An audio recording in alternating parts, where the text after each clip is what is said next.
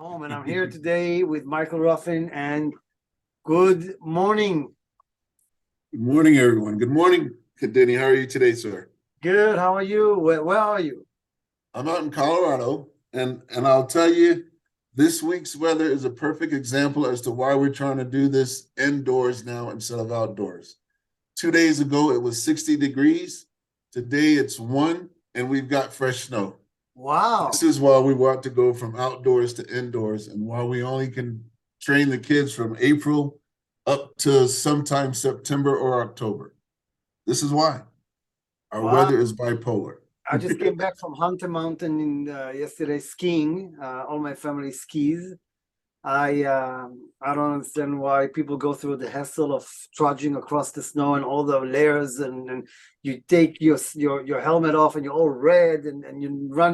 That's the only. When you go to Disney to the guest services, you have a nice cookie waiting for you. When you go to guest services at Hunter Mountain, you have a tissue. So help me God. I came there. They have a tissue like this, a tissue waiting for you, because everybody are like this. But I did ski, so I don't want to complain for nothing. But anyway, it does bring us to our topic of sports and what you're up to, which is very, very interesting. So I will read your bio in a second, but in general, you're someone who came from that world of sports. You've been training people forever. So you live, It feels like it.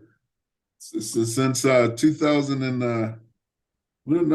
since 1998, I started doing some personal training. 2001, I made it more official when I left the restaurant industry and moved it into my house. Yeah, since that 20 plus years.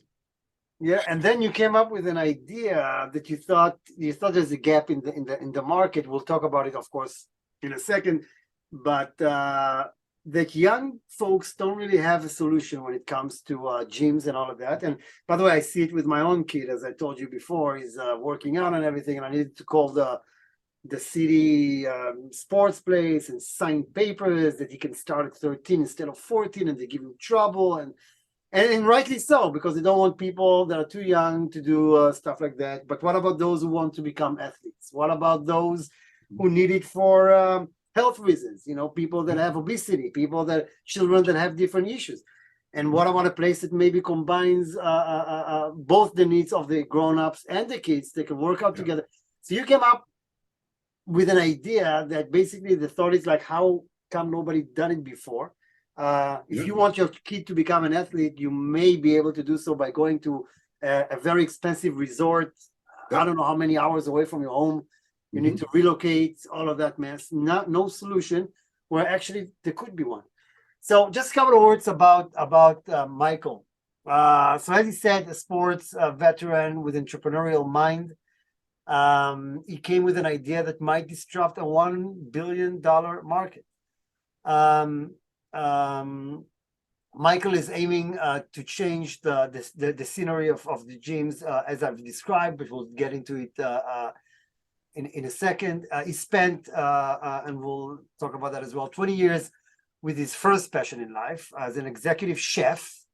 Wow, that's good. So you know how to cook and you know how to work out. I mean, I got it both. Your wife must be a very happy woman. She's like, it was like a no-brainer. Of course I'll marry you. Are you kidding me? It's a no-brainer. She told me I chased her out of the kitchen. And she will not cook for me. And I'm like, you can't be that way. We gotta cook for each other. He learned firsthand the value of nutrition. That's a good connection. And how foods affect our bodies, which is, by the way, a huge problem in America that, of course, a lot of people deal with. And I say that especially as someone who came from outside. After incorporating that knowledge of proper diet and nutrition, as well as fitness training, it was easy for him to see why the fitness industry is the next step. In 2000, he became a certified trainer and learned from within what the industry lacks and where the opportunity lies. So that's, in a nutshell, your story, right? So that's the best way to wrap it up. And I'm also a beach bum from Virginia Beach, so I grew up the beach life. But I'll get into it and tell you we had just got done coaching some adults. We had like 15 adults out in the field. We were doing camps. And one lady walked up to us with her 9-year-old daughter, who was about 65 pounds overweight. And she was asking us, what could we do to help her? And the us was myself and 4 other trainers. And we just sat there with an idea and we looked at the kid and we started thinking, okay, nobody's really working with youth. Nobody's really pushing the kids. Every gym that you go to will tell you the child has to be 12 years old before they can come in and do something. Every gym that has the kids before that, the kids are like 6, 7, 8, and 9. They will take a child, put them in a room with a video game, and the kid's not really being active. So we sat there for the next 3.5, 4 years, not only coaching kids, but coming up with different ideas and different ways to approach it. And then we met the group that was part of the big AAU circuit here in Colorado. And once we sat in those meetings and met with those teachers and those coaches and principals behind it, it was like, how do we now incorporate this in a full gym setting?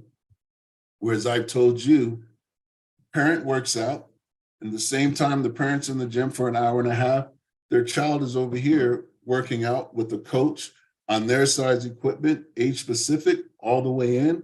And then at the end of each one of them working out, our vision and our thought is the child and the parent then get in the car and they go home and they talk about the experience.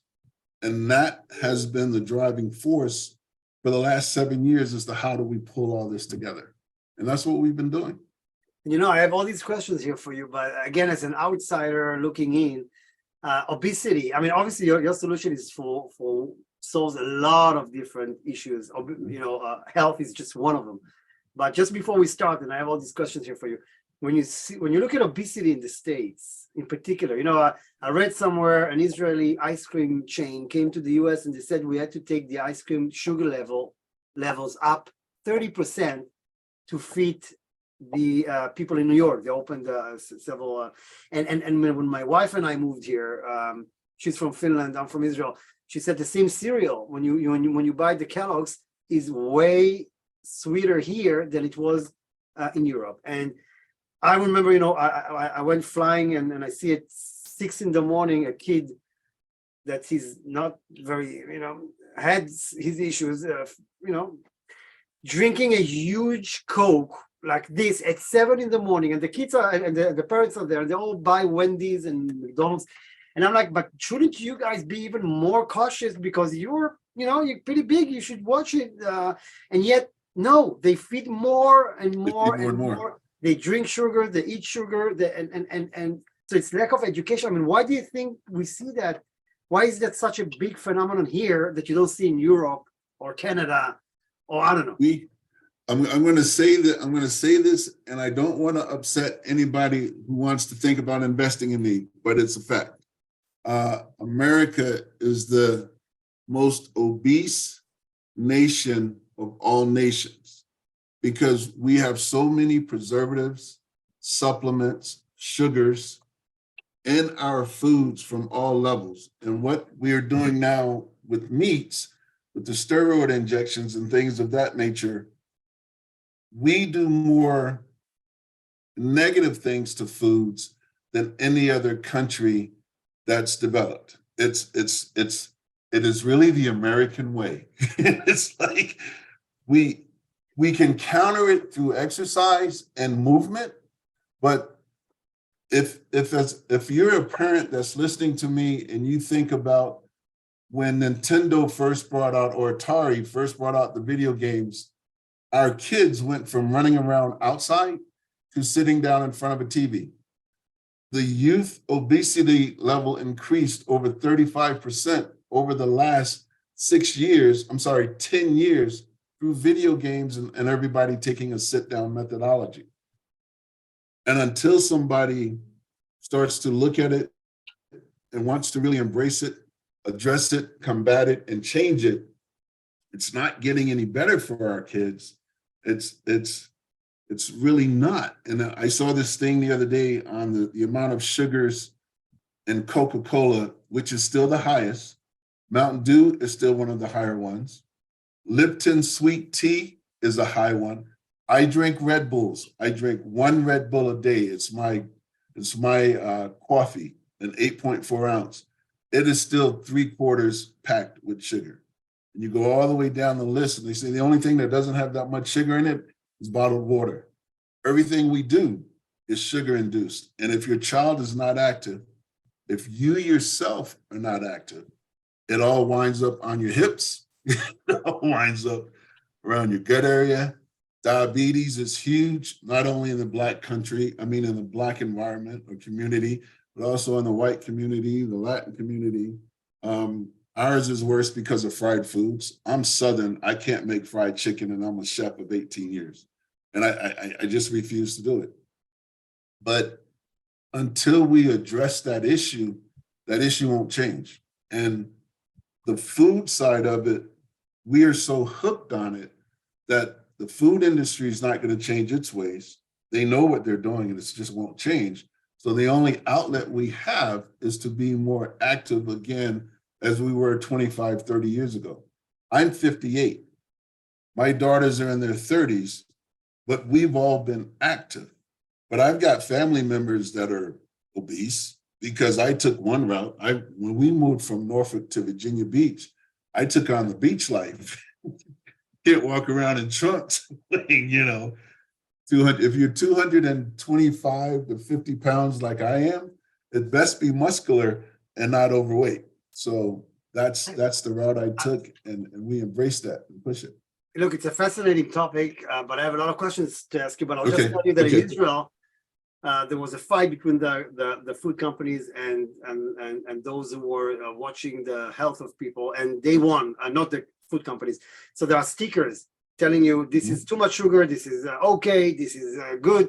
And then I went to the supermarket. I came out very hungry. I was like, gee, because I wanted cereal, and then it was like big, label saying you're gonna die, man. So I was like, okay, sorry, it makes you feel so bad. Here, I think they tried it as well, but the food companies kind of won. I did see now, I started to see stickers on what's good somewhere in the supermarkets. I think it was Stop and Shop, I don't know where it says this is good. It doesn't say it's bad. So the bad ones don't get a sticker, but the good guys do. I think I started to see that. So hopefully that would work, because that works. When you see a sticker like that, like on cigarette. Yeah, but I will say one thing, and then we can move on. All those stickers in American places are trendy. Like when something says, I'm great for a vegan diet, or no preservatives. I got the best one, and I'll leave it here. Ketchup. I saw a thing on a sticker, no preservatives on bottled ketchup. Once you pasteurize it, little history lesson, you have to pasteurize it, and then you have to preserve it. And a tomato will go bad on you inside of 3 days. So when you see a thing that says bottled ketchup, no preservatives, my friends, it's a lie. It's a straight out lie. You cannot have anything packed that doesn't have some type of preservative in it, because it will go bad on you. And I won't start, because we better ask my questions on fitness, because we'll get to it in the end, because I want to see how they get away with it. But anyway, let's go back to your to why we're here, your gyms, which is an exciting idea. So with gyms like 24-hour fitness, closing multiple locations, what we are seeing, why should people actually invest in a new gym concept? Let's start with that. All right, well, gyms, 24-hour fitness, the reason why they went out of business had nothing to do with the pandemic. It had nothing to do with loss of memberships. About 10 years ago, when the father passed away, the sons wanted to go public. So they started doing the same thing that Lifetime Fitness was doing. And in doing that, they took out a lot of the amenities within the gym that normally help the gym go better. And then those loans came due 2 years before the pandemic. So what 24 started to do was try to figure out which gyms to restructure as a loss and file bankruptcy. And then when they closed, it had literally nothing to do with the pandemic, but it was a perfect out for them. Now, I will say this, because they never put money back into the gym to make changes and updates and compete with places like Bassa that had moved into the community, Those are the other things that hurt 24-hour fitness. One thing that people don't know about Bossa Fitness used to be a Gold's Gym concept here in Utah. The family said, how do we get more women into the gym and less men? And so they took the whole new concept. They took their 24-hour fitnesses they had, I think it was 12 or 13 gyms in Utah. They were all Gold's Gym. They switched them to Bossa Fitness and they redid the whole floor. Now, how do I put this nicely? One of the upper management of Bossa Fitness, who's going to be on board with us, his joke is whenever we put a Bossa Fitness in the town, we are 24-hour killers because 24-hour never adjusted or adapted, and we came in and took over the market. But they never lost because of revenue. They never lost because of memberships. They lost, they had to close literally because of loans that the sons took out and their inability to adapt and change. Now, what are the projected 5 and 10-year returns and how many locations opened?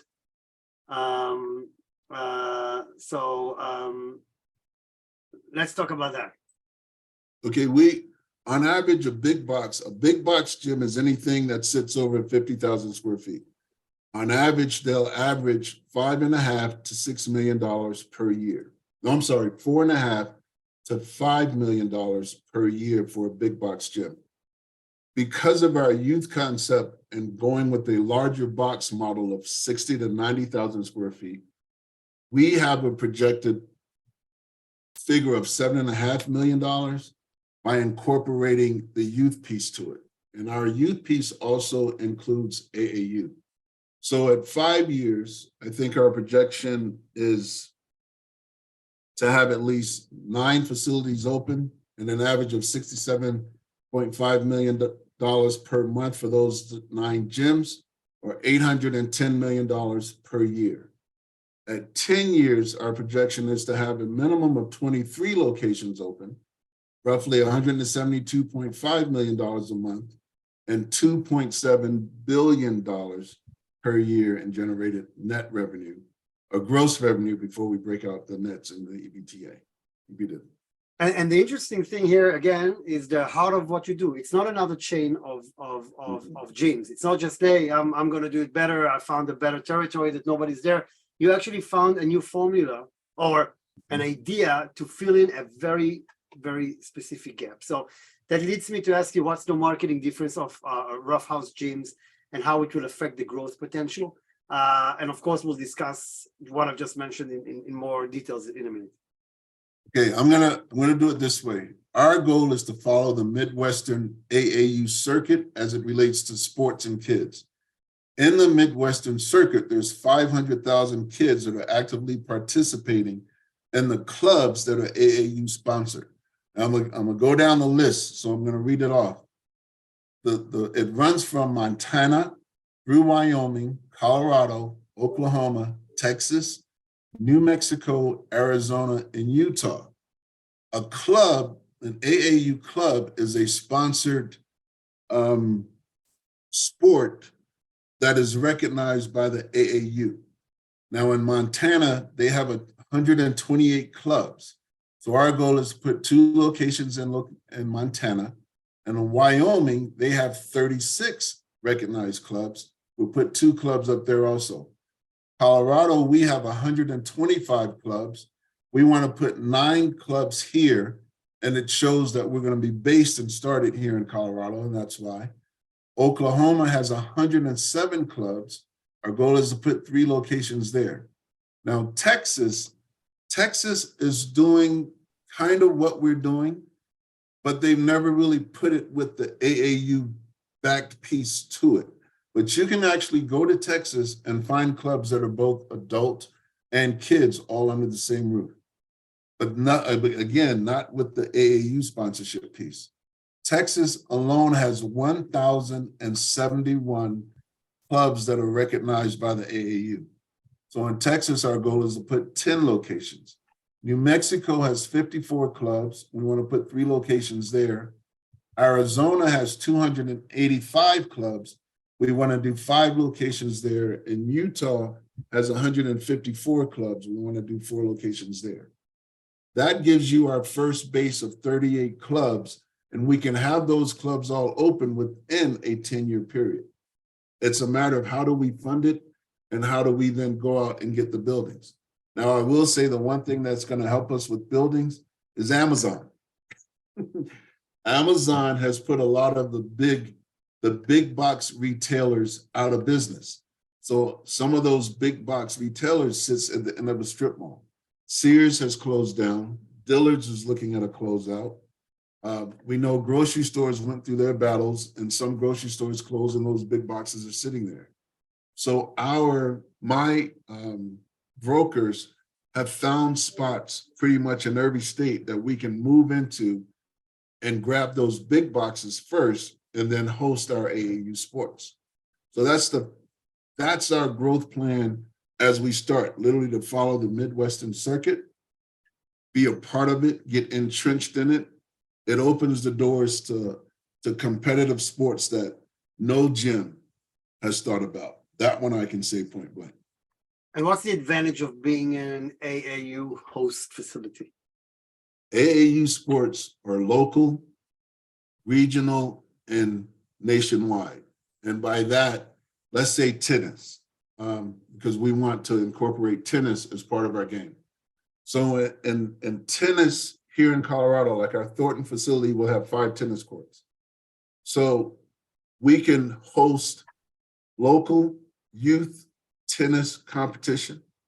Then we can go regional tennis youth competition. And then we can go nationwide. And being connected to the AAU, if you have a regional sport, so you have your regional championships, and let's say there are 6 states that are participating in that regional championship, some point those 6 states are going to come through your club, and then they're going to go, the winners will advance to the next club, and so on and so forth.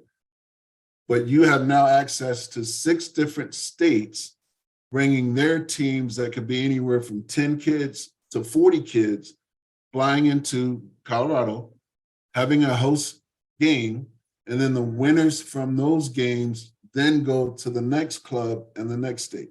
So now you're part of that circuit. So if it's, and our main 4 sports are going to be tennis, soccer, track, and competitive swim. So as we get into that network, we are now seen as the host facility that can host anywhere from 6 states to 10 states, 30 different clubs, 50 different clubs, however many clubs are based into that. And that's something that no gym has done. And that's one of the separating pieces of Ruffhouse. And it's like a revenue stream nobody saw coming. And somebody just read the post I did about you the other day. I didn't read it to you. I saw the post this morning regarding gym for kids and teenagers who'd love more information. So people actually reached out to me. I need to connect you with this guy because they like the concept. I want to talk just before we go on with the rest of the questions a little bit again about the idea here. You found a gap where kids don't have a place to go. Where under the right guidance, they can do sports safely, right? So and we'll soon show some examples, but can you talk a little bit about that, because that's the heart of what differentiates you, because this whole idea is about addressing an entire new market that doesn't have a solution today. Okay, so and what happens today when if my child 10 years old wants to go to a gym, he doesn't have any solution. No. So our age is from 6 to 16. That's our first focus. And we have everything. Okay, let me backtrack because I get too far ahead of myself. Our concept started and how we grew from 12 kids. It was outdoors on turf doing different drills. We say we are non-sport specific. So if your child is in football, the drills that we do will help him or her play football. If they play soccer, the same thing. So we went from 12 kids in one camp. Over a 9-year period, we got up to 25,000 kids up and down the Front Range of Colorado. And by that, I mean from Fort Collins down to Colorado Springs.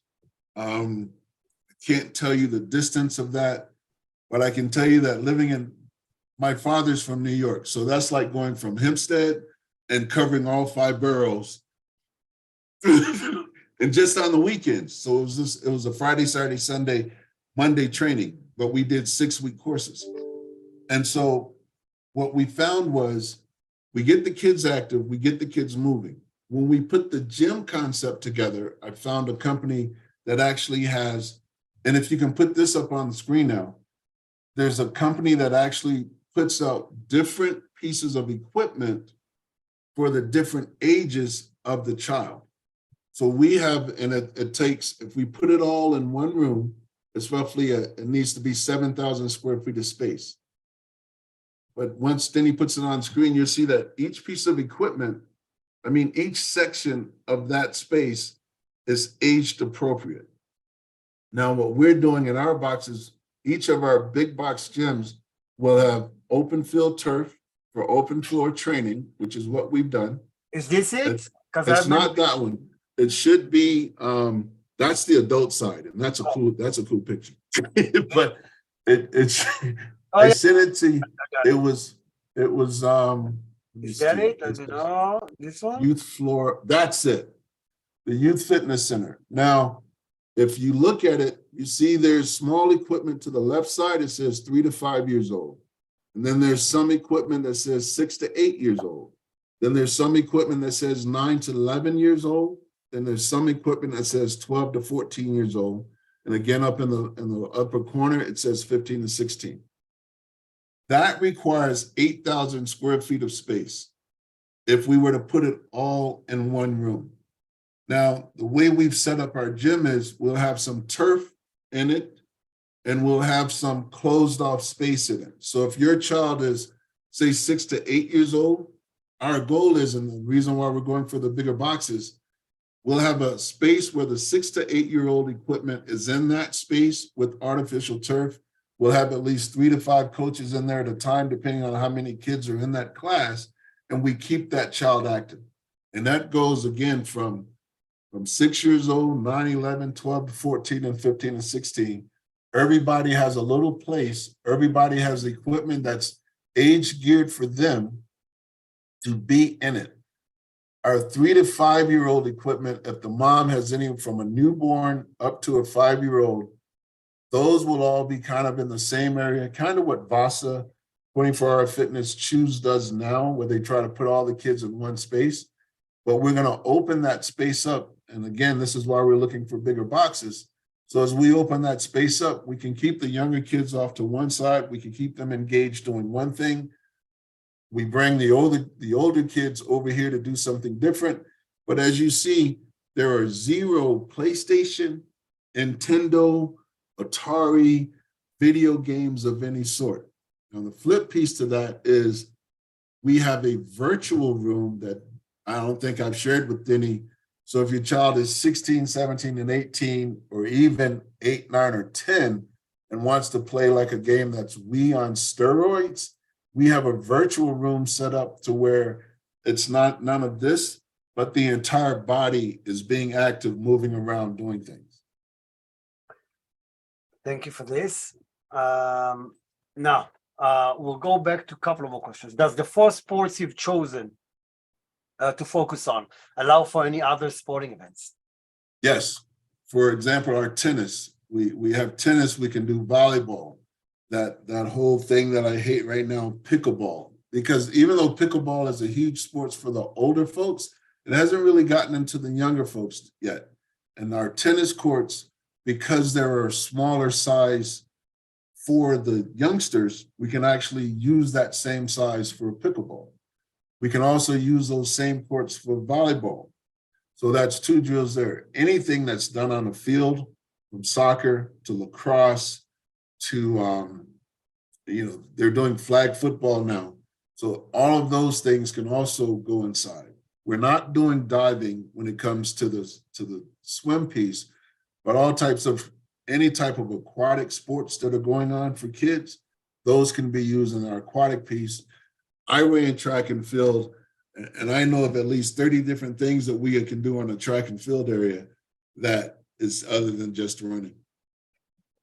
Are there measures in place for the safety and security of all members? I assume you're going to say that there are, and share with us. Yes, yes.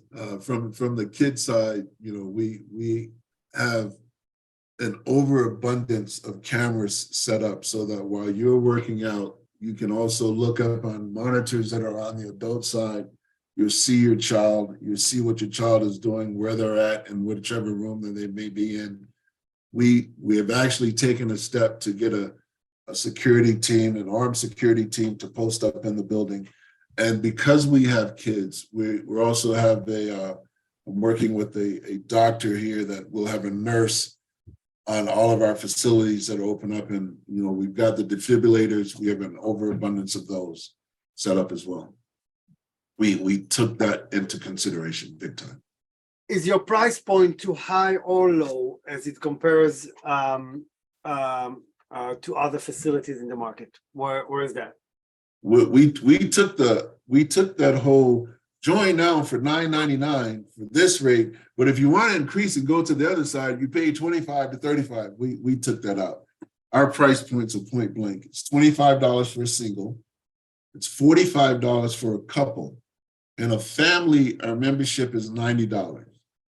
And it doesn't matter if you've got 2 kids or 10 kids. And one of the biggest reasons why, and this is what I've always said, we're going to nickel and dime you as it comes to how your child is, the different programs that are there for your child.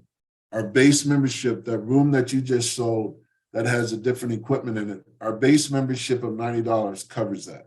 But if you want to do something more sports specific or more specific training for a certain thing, then it just runs just like our personal training, where you're doing one-on-one training with your child. And that's when that price changes. But we are set up in the market. Our numbers are just there. It's not a $14.99 or $9.99 for one day or that. No, I'm not doing that. Now, how many employees do you currently have in place? What are their roles? How do they impact your ability to grow fast? I've got a team really of 67 folks. I've got 4 management teams. And by a management team, we have a GM, an assistant GM, and a sales manager. They're in different clubs now, or they've gone and taken different jobs, but within 3 weeks, they're on board. I've got 9 Group X trainers. I've got 4 spin class trainers. I started Extreme Boot Camp. That was my baby. I've got 9 of my trainers that are ready to come onto that, 15 personal trainers. I've got 12 youth coaches in place and 6 coaches that are sport-specific coaches, football, baseball, hockey, things of that nature that want to come on board. So right now I've got 67 folks that are a phone call away from joining our gyms. And with the management teams, we literally in a position to open up. I think I've shared with you, we've got 4. Let me tell you this part first. This is the bad part. My plan originally was to take care of 3 buildings that were leased, where we said we needed $7.5 million to get those open. We've already lost 2 of those gyms. They got taken out because somebody else came in with the money to move forward. So the one gym that I still have with the lease is still there. That's Thornton. That's our baby. We have 3 different sites right now that are up for sale, that if I had the funds today, I could buy those 3 different gyms that would now become collateral for a loan, and we still have the 1 lease. So those are the management teams that we have in place, and those are up and down. But the one thing that I will say,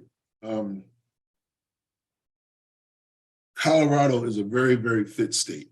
It literally is a state that if you want to do anything exercise-wise and be in the sun, Colorado is that state. Gyms are returning to open, different concepts of moving in, taking over these spaces. There's 13 24-hour fitness spaces here in Colorado that were once all vacant, that were closed. There's 3 of them that are still left. 1 of them still has the equipment all in it. It's a turnkey. And the other 2 boxes are up for sale or up for lease. The ones that we just lost, one of them was a 24-hour location. And the other one was a former local gym. He'd been around for like 35 years. He decided to close the doors and he walked away. Those were part of our buildings that were part of the lease. But like I said, we lost those. So everything that we do now has to be a purchase.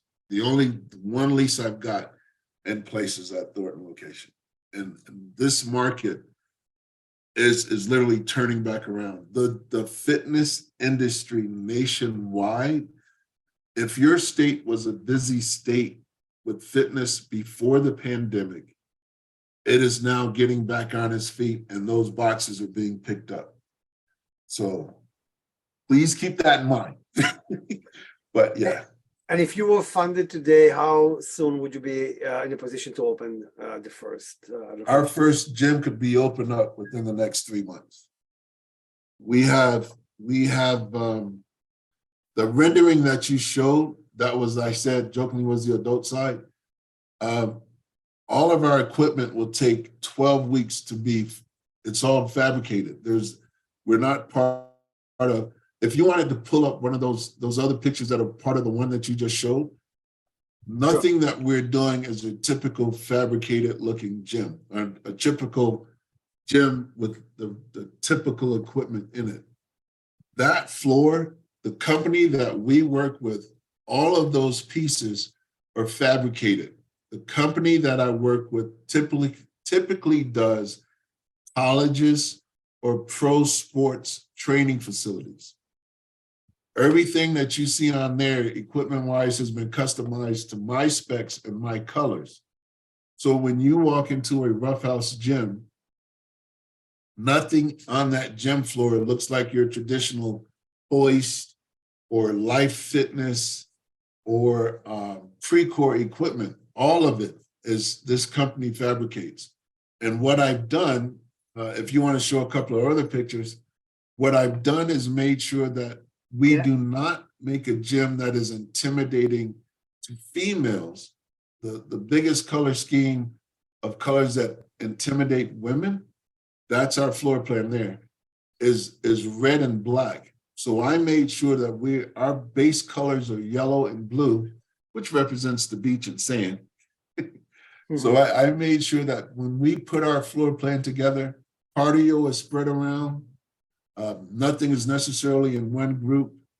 The equipment is set so that I'm a meathead. I mean, I'm a guy that throws around 145-pound dumbbells. So we are located in the back half of the gym. The softer equipment is up front, softer being easier weights and so on and so forth. So our gym floor is set up to where meatheads such as myself, we're all back in the back corner of the gym. The women are up front and the guys that are in the meat area spot, they're all in the middle.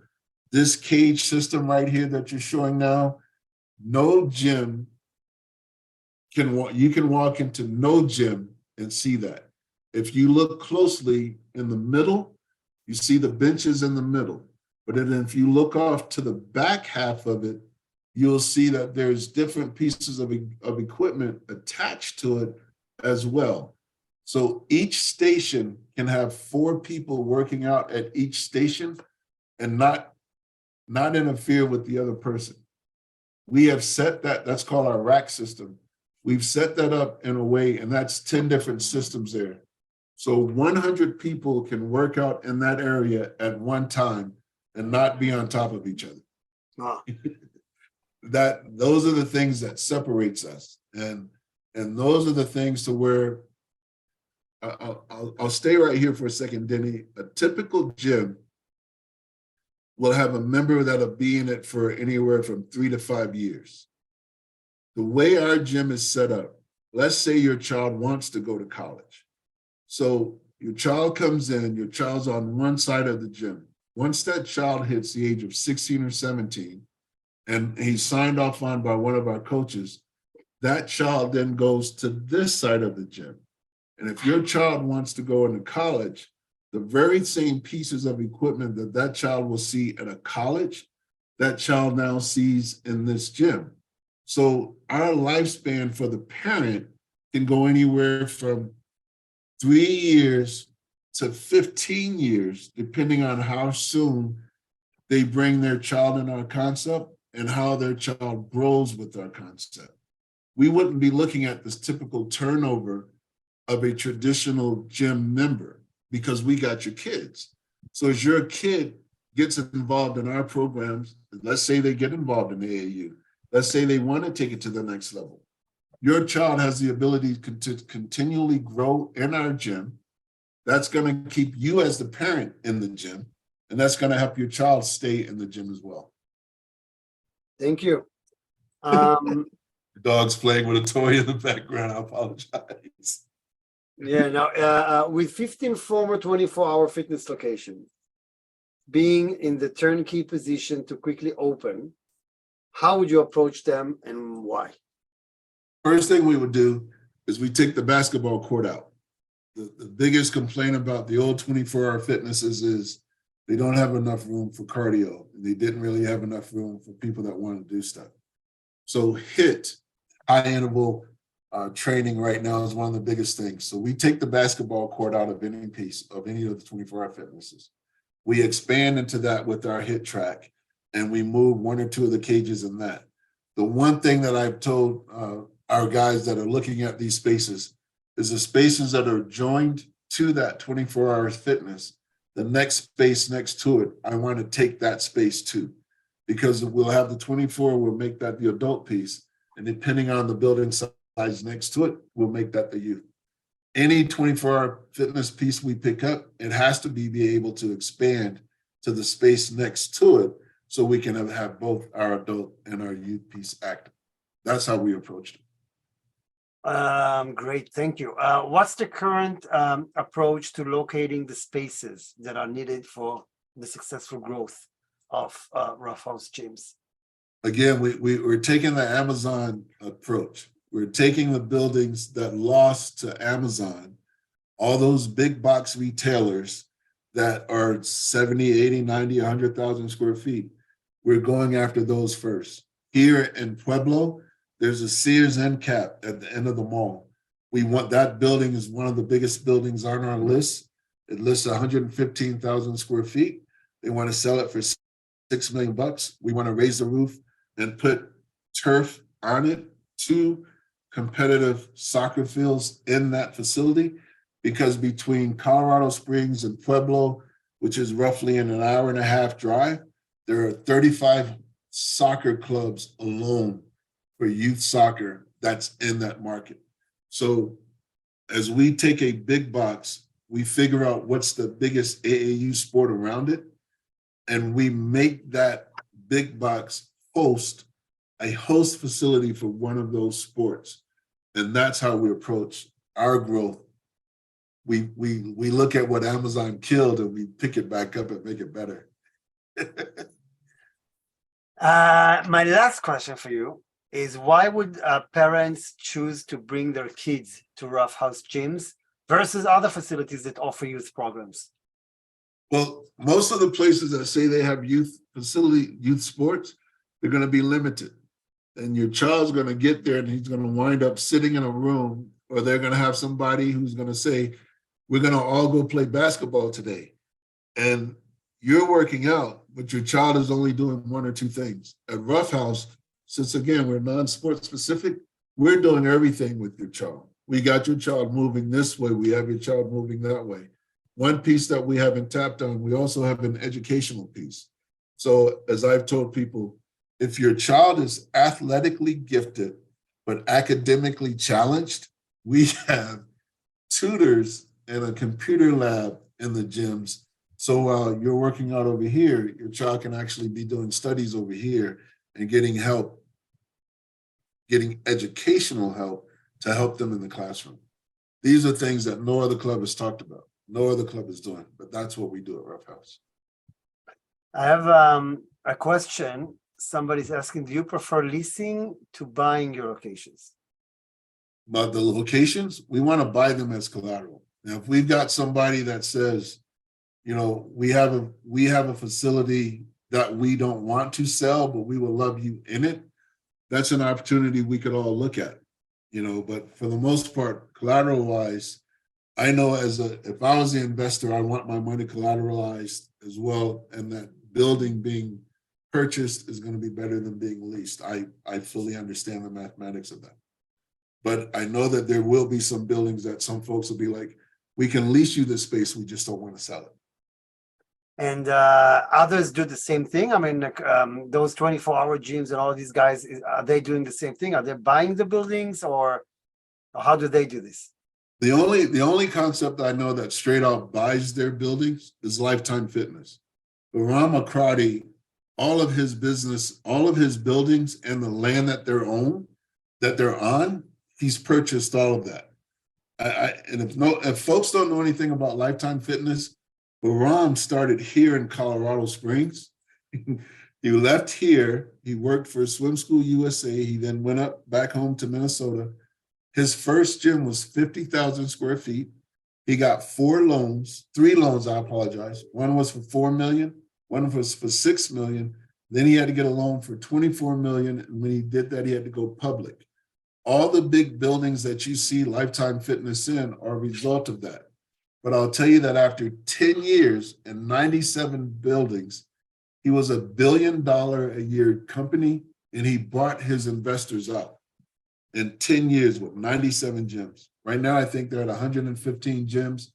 And what he did differently, instead of doing a focus on youth, his next concept that he's doing now is offices, to where it's like you have a fitness lifestyle to where your office piece can be here, and you can come in, you can work out, you can have a virtual office setting, and then you go into the gym. Nobody has pushed back on children. Nobody.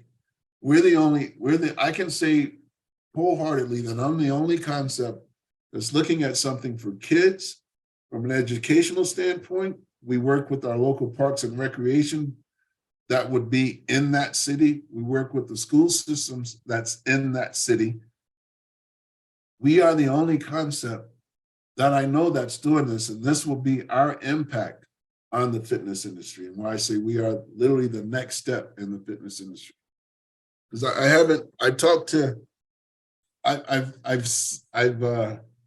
I've snuck into every gym that's out there as a personal trainer.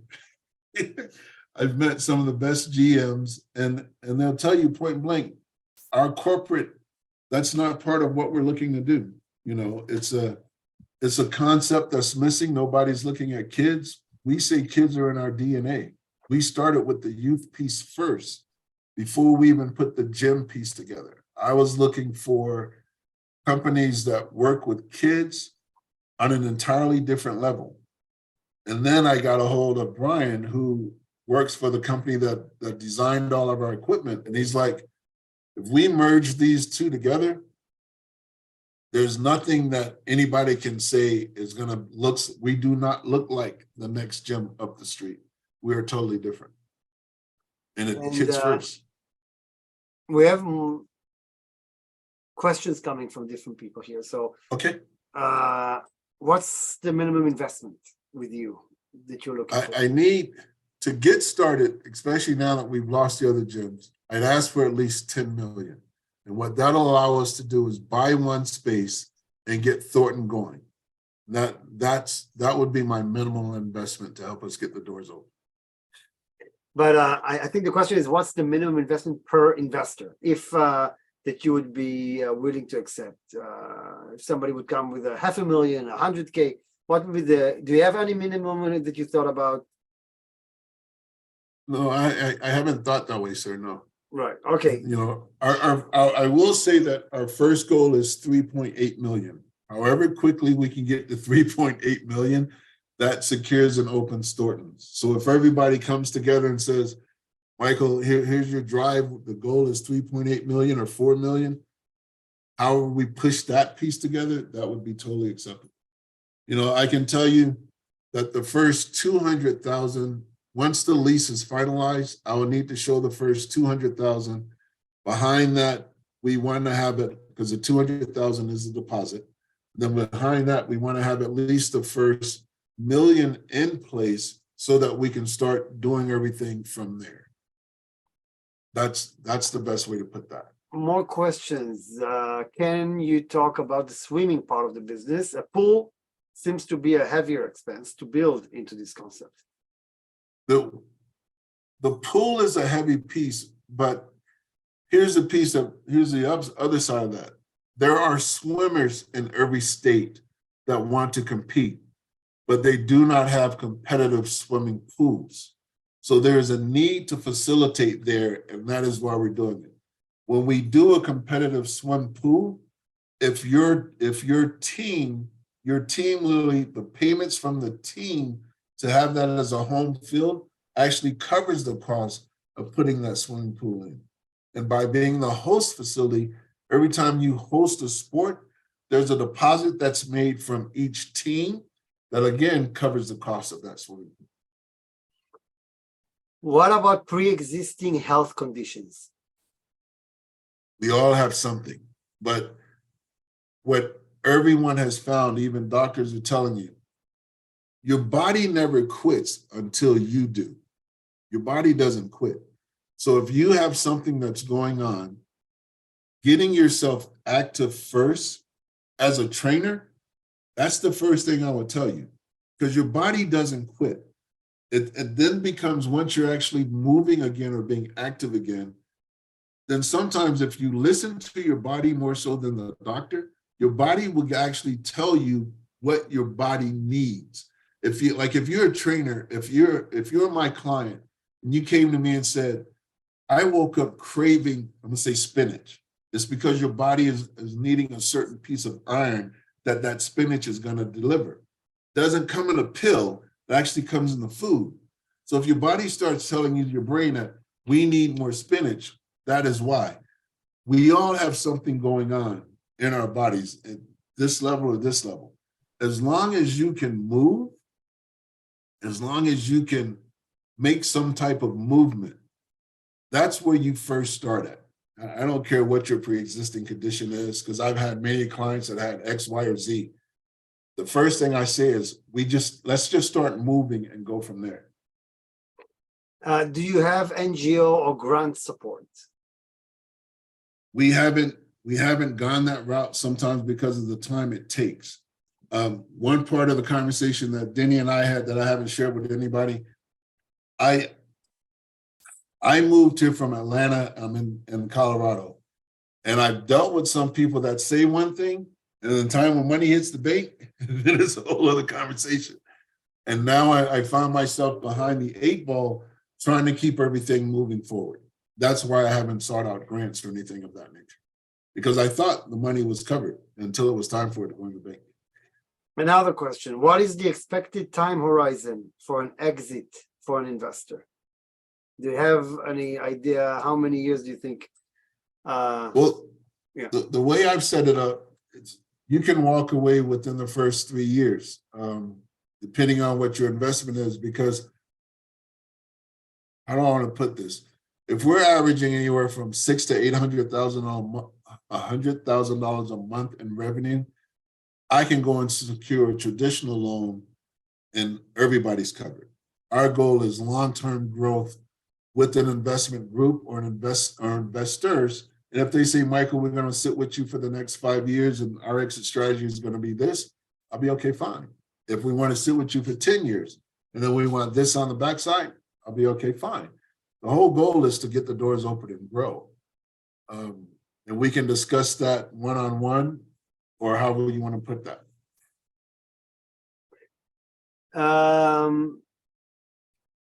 Somebody's asking here about, did you cover a rate on investment, the ROI of the project? But we are reaching actually soon the hour time. So some questions, I mean, we will send all the your contact information to our attendees here. And as you may know, we are also recording this session. So the recording will be there for those of you who would want to watch it again, and obviously those who registered and couldn't make it. With the time we have left, I don't think we have enough time to answer more questions. We had a lot of questions coming in, which is great because I think people find what you do very interesting. As I said, I even had questions sent to me before a session, which is doesn't happen a lot. People actually send me text messages asking questions, which I shared with you. So I think you're onto something in that sense. At the very least, you got people intrigued. But what I would like to say with 2 minutes to go is that other questions, if you could direct to Michael, we will send his information later on. You will be getting it in tomorrow. We'll send the email with the recording and contact information. Michael, is there anything else that at this point you would like to add that we didn't cover? All I'll say is our goal is the youth first. You know, if you come on board and help us get the first stores open, we will grow and change something that has not been addressed in the fitness industry. We are not trying to get your child from here and going to guarantee them a spot on a professional team of any sort. But what we can do is say we will get you and your child active. Our goal is to strengthen the family core through fitness. And that's my end cap and that's my wrap up, because that's really who we are and what we're trying to do. Amazing. So Michael, thank you for being with us here. I hope to see you at some of our events in person later on throughout the year. And we will send all the information to all of you and we will take it from there. Yeah. And people are asking if you can open a store in Africa. But again, we don't have time for any more questions. I have no problem doing that. Thank you so much, everybody. All Stay right, safe. Well, I don't need to say that anymore. We are safer in a safer world, hopefully, but do stay safe. Thank you for being with us. And I'm looking forward to have you here again at one of our conferences. Thank you, everybody, for joining. We're getting ready to our conferences next month, as you all know. I hope you all know. March 20th is Houston. 2 days later is Dallas, then the 22nd, and the following week on the 29th, we're in New York. Amazing speakers at all events, from the 7-Eleven family to the TGI Friday family to Metro Smack to Rockefeller, to a lot of amazing people. And for those of you who think we don't have enough women at our conferences, just check out New York. I mean, it's only women-led as keynote speakers. It's an amazing event. So thank you all for being here. Hope to see you at our events, and we'll catch you guys later. Thank you. Bye, guys. Thank you. Bye-bye.